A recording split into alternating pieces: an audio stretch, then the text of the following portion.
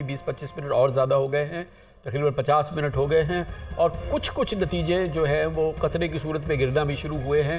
लेकिन जाहिर है कि अभी बहुत ज़्यादा लंबा सफ़र बाकी है। अगर इसी रफ्तार से आएंगे तो कल रात तक शायद ये नताइज पूरे हों। लेकिन बहरहाल अभी ये अमल शुरू हुआ है, जिसके साथ ही अब हम देख रहे हैं कि नताइज आ रहे हैं, कुछ मुख्तलिफ़ किस्म के भी नतीजे आ रहे हैं। लेकिन सब कुछ कहना कब्ल अज़ वक्त है। लेकिन ज़रा सा हम चक्कर लगाते हैं पाकिस्तान में और देखते हैं कि इस वक्त क्या सूरत हाल है। सिंध के लिए, ख़ास तौर पर शहरी सिंध के लिए हम जाएंगे कराची, जहाँ पर हमारे ब्यूरो चीफ तलहा हाशमी मौजूद हैं।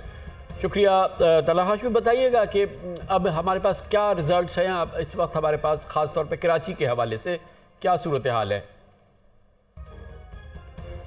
कामरान साहब, जैसे आपने जिक्र किया कि कराची के रिज़ल्ट जो है वो कतरा कतरा गिर रहे हैं और शाम में जिस तरह से हमारे रिपोर्टर्स मुख्तलिफ फील्ड में थे, एमडी थे, वहाँ पे जितने फॉर्म 45 हमें हासिल हुए वो हुए। उसके बाद फॉर्म 45 जो हैं वो नहीं मिल पाए और फिर उसके बाद जो आरओज़ के दफातर थे और डीआरओज़ के दफातर थे, वहाँ पर भी जो मीडिया का दाखिला था उसको ममनू करार दे दिया गया था। वहाँ पर मीडिया को बाहर निकाल दिया गया था और फिर उसके बाद नताइज रुकने का जो सिलसिला शुरू वो अभी तक जारी रहा। अब इलेक्शन कमीशन ने कहा तो है कि आप आधे घंटे में नताइज जारी करें, और ये तब कहा है जब 2 बजे की डेडलाइन थी, 2 बजे तक रिजल्ट दे देने थे। लेकिन जब 2 बजे की डेडलाइन ये सब हमें पता है, ये सब हमें पता है। अब हमें जरा बताएं ना, अभी इस वक्त क्या कराची की सूरत हाल है आपके पास? कामरान साहब, सूरत हाल ये है कि मुख्तलिफ सियासी जमातें जो हैं वो अपनी अपनी जीत का जो है वो क्लेम कर रही हैं। एमक्यूएम कहती है 18 सीटें लेगी, वो आगे है, उसने अपनी जो मरकज़ है वहाँ पे जश्न शुरू कर दिया है। मेयर कराची कहते हैं कि पीपल्स पार्टी 12 सीटों पर आगे, आज़ाद उम्मीदवार 2 सीटों पर आगे हैं, जिसमें जो है वो एक NA 241 है, एक NA 238 है। 238 में नेक टू नेक मुकाबला चल रहा है। 243 में भी वहाँ पे आज़ाद उम्मीदवार जो कि PTI के हिमायत याफ्ता हैं वहाँ पे, और जो पीपल्स पार्टी के साबका वफाकी वजीर हैं और मान चुके थे पिछली दफ़ा, जो कि अगर ये जो 2 NA का आपने नाम लिया, इसमें कैंडिडेट्स का नाम तो लेना, कुछ पता तो चले कि किसकी बात हो रही है। जी कामरान साहब, NA 241 में खुरम शेर जमान है जो कि PTI का बड़ा एक नोन फेस था और वो वहाँ से कंटेस्ट कर रहे थे। क्लिफ्टन डिफेंस की सीट थी वहाँ पे। रिपोर्टेडली अभी तक की जो हमें काउंट्स मिले हैं उसमें वो आगे हैं। और वहाँ पे जो दूसरा NA 238 है जो कि नेक टू नेक चल रहा है, वहाँ पे हलीम आदिल शेख हैं जो कि साबका जो हिज़्ब इख्तिलाफ के कायद थे सिंध असम्बली में, वो आगे हैं। इसके साथ साथ जो कादिर पटेल के साथ जो आज़ाद उम्मीदवार है PTI के, वो उससे जो है वो नेक टू नेक चल रहे हैं, बल्कि आगे। तो कई जगह पे बड़ी दिलचस्प मरहले में सूरत हाल दाखिल हो गई है। लेकिन अभी तक ये कहना कबल वक्त है कि क्या हतमी तौर पे यही आगे रहेंगे, क्योंकि अभी भी बहुत सारे जो पोलिंग स्टेशन हैं उनके नताइज आना बाकी हैं, वो नहीं आ पाए। और चूँकि इंटरनेट की कनेक्टिविटी यहाँ पर मौजूद नहीं थी, तो ये बताया गया कि जो प्रिजाइडिंग ऑफिसर से उसने RO को वो फॉर्म 45 और फॉर्म 46 नहीं भेजे, जिसकी वजह से फॉर्म 47 जारी नहीं किया जा सका। और इलेक्शन कमीशन ने ताहाल इससे अभी तक कोई कमेंट भी नहीं किया है। तो अभी तक की सिचुएशन यही है कि इलेक्शन कमीशन का एक बयान सिर्फ आया है कि जल्द अज जल्द जारी की जाए वरना कार्रवाई करेंगे।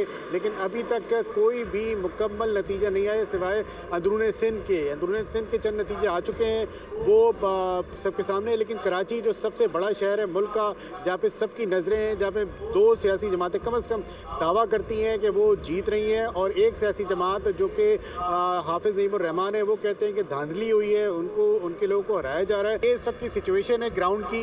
लेकिन जो इलेक्शन कमीशन है या ROs हैं, उनकी तरफ से ताहाल कोई जो चले ठीक है, गोया कि हमारे पास कोई नतीजा नहीं है कराची में, और ना ही हमें कुछ अंदाज़ा हो रहा है कि वहाँ पर किस तरफ आगे बढ़ रहे हैं। MQM ने क्लेम कर दिया है कि 18 सीटों पे वो जीत गए हैं कौमी असम्बली की, और पीपल्स पार्टी के लिए 12 पे जीत गए हैं। इसकी वजह यह है कि किसी किस्म का कोई नतीजा हमारे पास नहीं है, हमारे पास ट्रेंड भी नहीं है इस वक्त कराची में। यही सूरत हाल सिर्फ कराची की नहीं, लाहौर की भी ये सूरत हाल है, रावलपिंडी की भी ये सूरत हाल है, फैसलाबाद की भी सूरत हाल है। कहीं नतीजा है ही नहीं, तो कौन क्या बताएगा।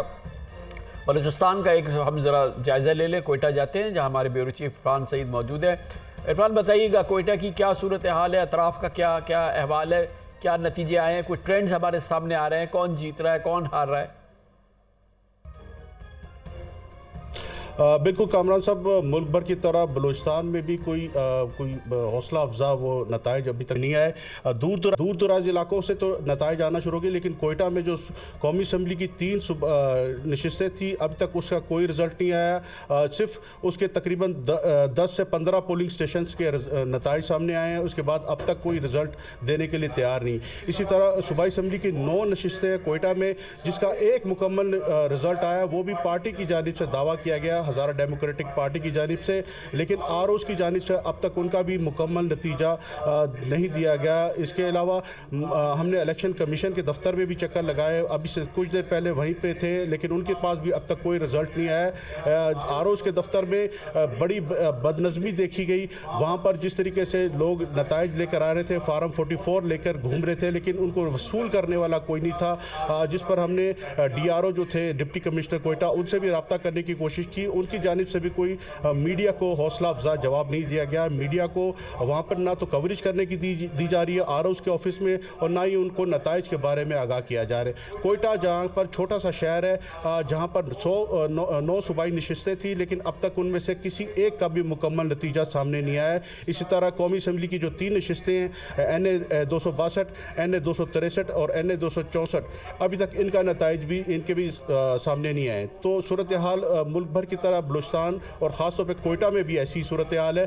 ताहम जो बलूचिस्तान के जो दूर दराज पहाड़ी इलाके, जिससे पहले कामरान शाह साहब भी बता रहे थे कि पहाड़ों से रिज़ल्ट आना शुरू हो गए, लेकिन कोयटा शहर जो एक डेवलप शहर है, जहाँ पर तमाम रिसोर्सेज वसाइल सब कुछ थे, लेकिन अब तक इस हवाले से कोई नतीजा, हतमी नतीजा अभी तक इलेक्शन कमीशन की तरफ से या आरओज़ की तरफ से। बहुत बहुत शुक्रिया इरफान सईद साहब। अगर हम ये कहें शामी साहब के पाकिस्तान के किसी बड़े शहर से कोई नतीजा हमारे पास नहीं है, हतमी तो आप छोड़ दें, कोई कंक्लूसिव नतीजा भी हमारे सामने नहीं है, और अभी ना उसके कोई आसार है, कौमी छोड़े सूबाई का भी नहीं है, और बड़े दूर दराज पहाड़ों के कुछ नतीजे हैं जो कि हमारे सामने आए हैं, मगर न कराची से नहीं है, लाहौर से नहीं है, फैसलाबाद से नहीं है, रावलपिंडी से नहीं है, पेशावर से नहीं है, कोयटा से नहीं है।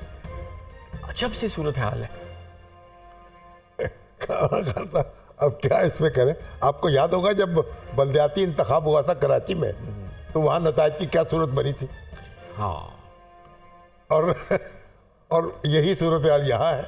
पता नहीं ये इलेक्शन कमीशन जो हमारा है, यानी इस चीज़ों पे फोकस क्यों नहीं करते कि भाई शहरों के अंदर जहाँ के यानी एक्सेस जो है आसान है और फौरी तौर पर आप एक जगह से दूसरी जगह पहुँच सकते हैं, वहाँ इतनी ताख़ीर होती है। और क्या फलसफा है इसके पीछे, अब कुछ कहें या ना कहें, क्या कहें इस पर?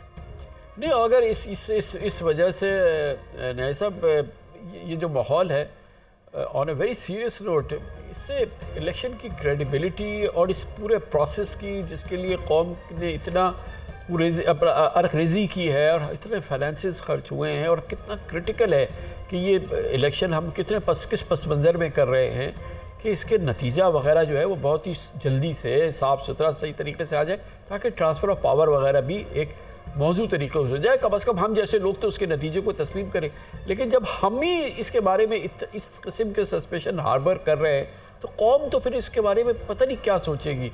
तो इस लिहाज से बहरहाल इलेक्शन कमीशन ऑफ पाकिस्तान, आप फरमा रहे हैं कि वो खुद मुख्तार नहीं है उस तरह से कि वो अपना कुछ कर सके, लेकिन बहरहाल इसकी कीमत तो कौम ने अदा करनी है ना। मेरा ख्याल है जी कि क्रेडिबिलिटी जो है ना, उस पर तो डाउट जो है कास्ट हो चुकी है।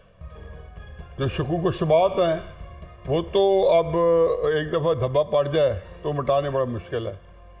और इसके साथ ही मुझे जो लगता ही है कि जिस तरह इसको हैंडल किया गया है और किया जा रहा है, और अगर इंटेंसिटी जो कुछ अगर ऐसी है कि ऐसे नताइज ख़तरनाक आ गए हैं, मफरूज़ा नंबर 1 कि उनको वो आगे नहीं ला सकते, तो भी चॉइस नहीं रही।